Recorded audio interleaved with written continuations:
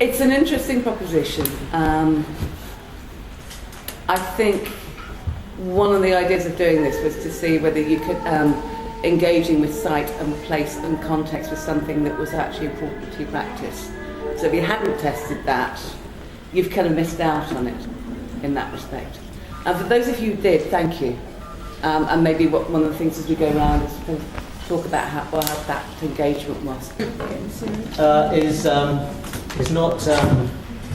Quite often when we've done these things in the past, and what always happens is that people take the lead and people take certain roles. Other people do more stuff around the edges, and some people do pretty much nothing for all sorts of reasons. And that's always the case. And I think when we've done shows over the years, we've done things in different ways, and sometimes where there's been, almost everybody trying to handwork at the same time. We've done it where there's been a curation team, and we've done it where we've asked external curators, and in this sense we've got an external curator that sounds like a bit of a hybrid. It was a mixture of all of those approaches. So the first thing I just want to say, rules of engagement is, in the past what's always been a bit divisive and problematic about these conversations when there's been, say, people who've taken the lead, or there's been a small curatorial team from amongst the student body, is that it ends up being a kind of, that small student body almost defending their decisions, whilst people are a bit upset about how their work's been installed, going, yeah, but I'm not happy about that. And it's never constructive. So I think we've got to almost try and step outside of our subjective selves and kind of think about this objectively, and just think about kind of what we've learned, what we want to, how we take things forward, what we do again, what we never do again. And there does seem to be something here about setting out the kind of parameters of how to approach this project. One was around who engages with site, who doesn't, and obviously you've ended up with a show which is a kind of not one thing or the other. So I suppose there's a lesson there about if you're going to have, I don't care one way or the other personally, whether you just show what you've got or whether you respond, but as long as there's a consistency, then that makes sense. And I think one of the kind of feelings that I had walking around this show was actually it still has got that slightly polite thing. That's very much a tradition of the old-fashioned art school, where it's like I look at one piece of work and I look at one piece of work. I'll give you an example. Miroslav's pieces, I think, are doing a fantastic job of cancelling each other out. I think if they were split up and moved across the space, and maybe had that pole in the middle leaning up there, because it's about gender, it's about conflict, conceptually and physically, I think there would be a very, very different reading, and I think it could be in a lot more interest. Miroslav never would allow that to happen. Like that was discussed. No, seriously, and that's what we have individuals who are like literally. If you even suggested that, and the space was just like. Another thing might be that everybody visits the site, and amongst you all, you come up with some kind of approach to this group exhibition, in which you really think about almost working in a kind of slightly collaborative way. It doesn't need to be a fully immersed way. We're all saying, right, we're going to make one piece of work and it's going to be that. But in a way in which you think about display and think about taking on what is, obviously, an unconventional exhibition space, which has tiles on the wall, which has lots of rigging, which has quite a bit of furniture about the place, which has different roles at different times of the month and different times of the week, and which has a history and all that stuff. And you have to take all that stuff on, and there's an opportunity amongst that, all that richness of history and architecture and stuff. And it's just a question of making that decision beforehand. Could you say, right, if you can't hang anything on the wall, should everything be on shelves or something? Should everything be kind of in one spot in the middle of the room? Or do we really want to place things in a kind of way that is, in the way that you've approached it? I just think, going forward, I think beginning to think ambitiously and creatively, resourcefully,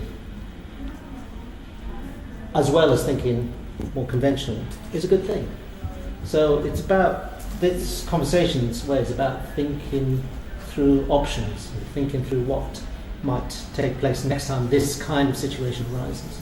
Because the problem as artists is that we don't always know the best way our work could be presented, and we have I think what we do is we kind of envisage something in our mind's eye and we get it into a space and we try and execute what that is. And it's like tunnel vision. And somebody else can come in, and I've worked with curators and they've actually just kind of went, wow, I saw the work completely fresh. And I think, yes, it involves trust, but if I know the curators are well, I will hand over things. I always want to be there to hang it, but I will butt out and shut up, even after maybe 30 years of exhibiting. This area, and I think, that really stands out. There are other sort of vistas in the show where I'm going to go, I can't really see what's going on. It's a kind of bit of a mess. But one of the things that really strikes me is things around preparedness and about display and about, that's why I keep banging on about, and about production values as well. And I'm surprised that there's a few of you, quite a few of you, who kind of thought about, well, I've got the bare components of my artwork here. For example, I managed to get a video on the screen, my video on the screen, or I've got components of my sculptural thing, but that's it. So we have this forest of white flints, which I guess are from here. And sometimes, okay, it's a last minute thing, need a plinth, and there it is.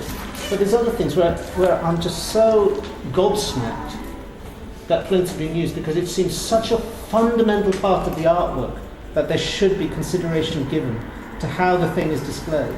Geraint, there's a couple of incidents where people had their plinths taken away and they went, and then when the curators were gone, they put them back. So. Well, but I actually saw several pieces on the floor that looked an awful lot better than they looked on the plinth. So, again, it's kind of going forward. It's just like it's not trying to.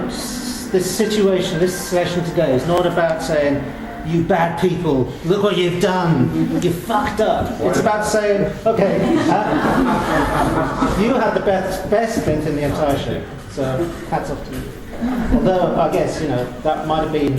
Yeah, but I think you have to accept that pragmatic decisions were taken because of the lack of wall space. No, I don't accept that. No, I don't. This is the Do not accept that. What are your thoughts on these? Because they're tall, thin pieces. They're lined up with the door, so you walk in and you kind of have to walk through them. So there's this invitation into the space in that respect. So I think that's actually very canny. Hanging in truth. I think they're more engaging on the way out than they are on the way in. That aesthetically, the colors of Don Juan's work really well with Benji's, and also kind of this one being a little bit recessed. Let's see the light on. I think it works better on the way out. I just really like this waterfall. It's like the sunlight comes out of the building. It's a part of the quite engaged with this building space. Like the sunshine in this room, and with a little sunshine and some plants together, make it lively. I do like it. Yeah, I mean, in truth, the point of what I'm saying is there's very few completely neutral spaces. Unless you're getting into the kind of Kunsthalle kind of level of exhibiting. Most places have got kind of their quirks and their identities and things that they're not neutral. There's no such thing as a neutral context. And I think that's one of the things I really would like you to consider, that context is everything. I kind of keep banging on about this every so often. But even if you are a conventional presenter of work, you're all inevitably installation artists in some shape or form. There's just the nature of the beast. In the 21st century, you don't just walk in and plonk a painting on a wall and walk away and say, my job is done. It's not that simple anymore. It maybe was 100 years ago, it isn't now. And so there's a context within and the context of each other, and that's actually the heart of this, and that's the heart of exhibiting. It's really being sympathetic to context.